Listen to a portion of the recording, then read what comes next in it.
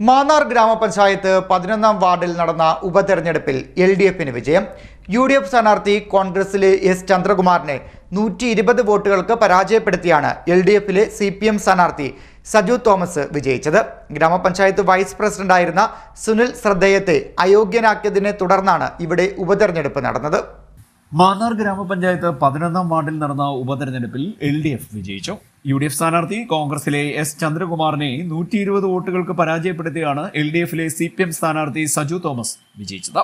LDFന് 589 വോട്ടുകളും UDFന് 469 വോട്ടുകളും BJPക്ക് 235 വോട്ടുകളും സ്വതന്ത്രന് 4 വോട്ടുകളുമാണ് ലഭിച്ചത്. മാന്നാർ ഗ്രാമപഞ്ചായത്ത് വൈസ് പ്രസിഡന്റായിരുന്ന സുനിൽ ശ്രദ്ധേയത്തെ അയോഗ്യനാക്കിയതിനെ തുടർന്നാണ് ഇവിടെ ഉപതെരഞ്ഞെടുപ്പ് വേണ്ടി വന്നത്.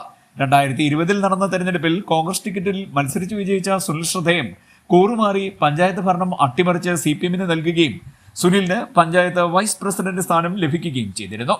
ഇതേ തുടർന്ന് പഞ്ചായത്ത് ഭരണം പൂർണ്ണമായും CPM നേതൃത്വത്തിന്റെ കീഴിലായതോടെ സുനിലിന്റെ കൂറുമാറ്റത്തിനെതിരെ Congress parliamentary party leader Sujith Sreerangam തെരഞ്ഞെടുപ്പ് ഹർജി നൽകി.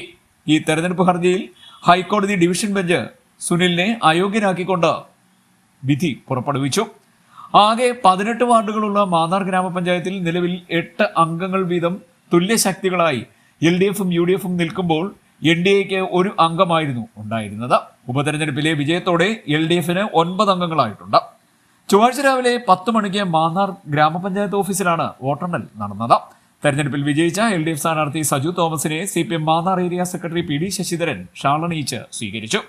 കഴിഞ്ഞ പഞ്ചായത്ത് തെരഞ്ഞെടുപ്പിന് ശേഷം LDFിന്റെ സമീപനം ശരിയാണെന്ന് വ്യക്തമാക്കുന്നതാണ് ഉപതെരഞ്ഞെടുപ്പിലെ ഈ വിജയമെന്നും മാന്നാറിൽ നടന്ന സമഗ്ര വികസനത്തിന് മാന്നാറിലെ ജനങ്ങൾ നൽകിയ അംഗീകാരമാണിതെന്നും പ്രൊഫസർ PD ശശിധരൻ പറഞ്ഞു. CPM ആലപ്പുഴ ജില്ലാ കമ്മിറ്റി അംഗം പുഷ്പലത മധു, CPM മാന്നാർ ഏരിയ കമ്മിറ്റി അംഗങ്ങളായ PN Selvarajan, KM Ashokan, K Narayana Pillai, Betsy Jinu, KM സഞ്ജുഖാൻ, CPM east local committee secretary CP Sudhakaran തുടങ്ങിയവർ സ്വീകരണ സമ്മേളനത്തിൽ പങ്കെടുത്തു. സമഗ്ര വികസനത്തിന് വേണ്ടി ദാഹിക്കുന്ന മാന്നാറിലെ ജനങ്ങളുടെ വിജയമാണ് ഈ ഉപതെരഞ്ഞെടുപ്പ് വിജയം.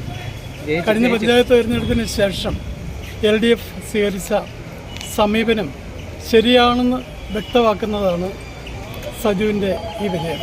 അന്ന് സുനിൽ UDF സ്ഥാനാർത്ഥിയായിട്ട് മത്സരിച്ച് വിജയിച്ചെങ്കിലും ഈ നാടിൻ്റെ നന്മയോർത്ത് ഇടതുപക്ഷ ചേരിയിലേക്ക് വന്ന് നിലയുറപ്പിച്ച് പഞ്ചായത്തിനെ ക്രിയാത്മകമായിട്ട് ചലിപ്പിക്കാൻ സഹായിച്ച നിലപാടാണ് സ്വീകരിച്ചത്.